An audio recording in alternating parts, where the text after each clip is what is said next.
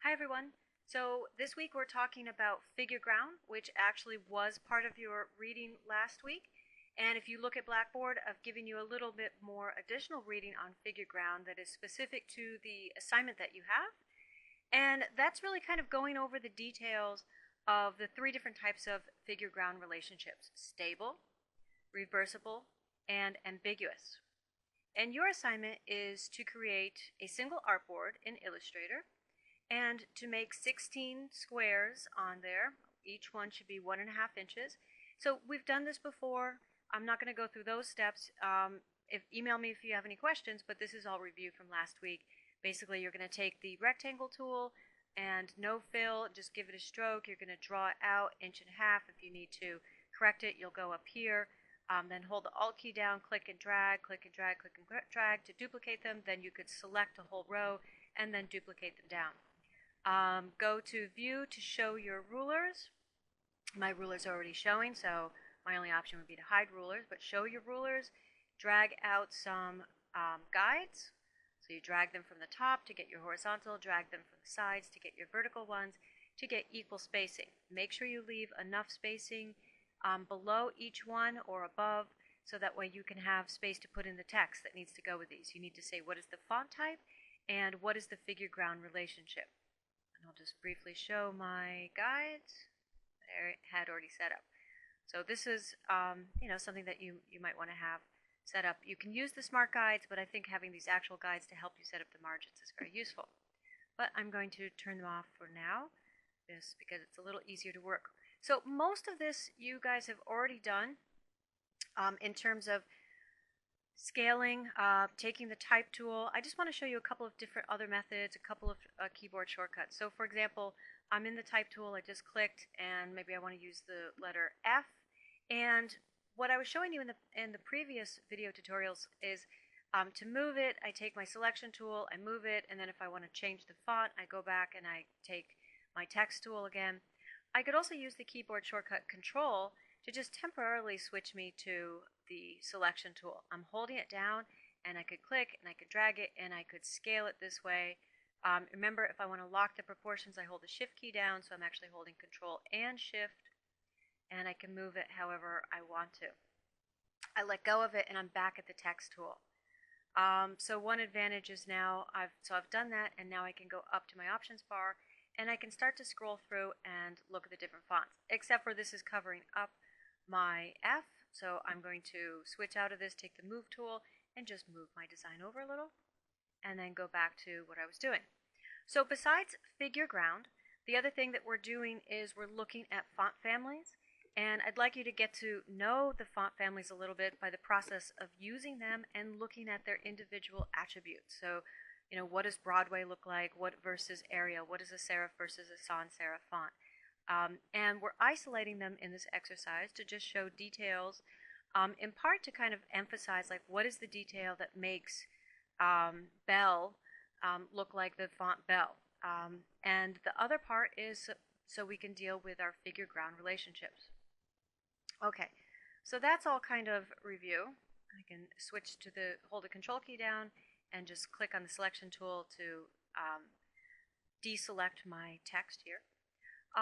So one thing that we talked about last week was making that clipping mask, and I need to have my layers panel open. I need to have the arrow key, the selection key, so I'm going to hold the Control key down, and I'm going to select the path for my little box.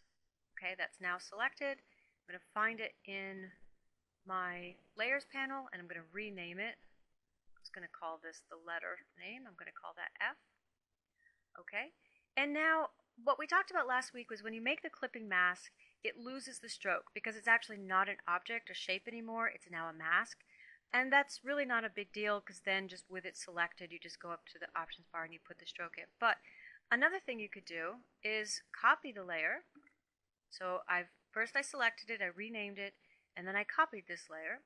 And now I'm going to switch the order that it needs to be. So this has to be on top of my letter F. Oh, and I just switched out of that. Sorry, 1 second. Okay, so this has to go up. My letter F is going to be at the top. So I have my box that has the letter F on top of the font F, and I hold the control key down, and so both of them are selected, and I'm going to go to Object, Clipping Mask, Make, and now I lost my stroke here. I'm going to go up to Edit, Paste in Place, and it pasted a copy of it back on top. So that's another option if you want to do it like that, or you could just simply add the stroke back. And so here's my group, and so if I want to select my text, I'm going to click on that layer, and now I could move it around or do what else I want to do with it. So I can keep working with it or changing its scale, so on and so forth.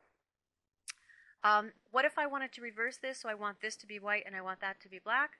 Okay, so I want to make sure in my layers panel that the one that I'm targeting, my letter F I'm targeting, is the one that's selected, and it is. And I'm going to go up to my options bar and I'm going to change that to white. And then my box, I want to make sure that that's the one that's now being targeted, and I'm going to switch that to black. Okay, and so now I've reversed it. So remember, what we're thinking about all the time with this exercise is the figure-ground relationship.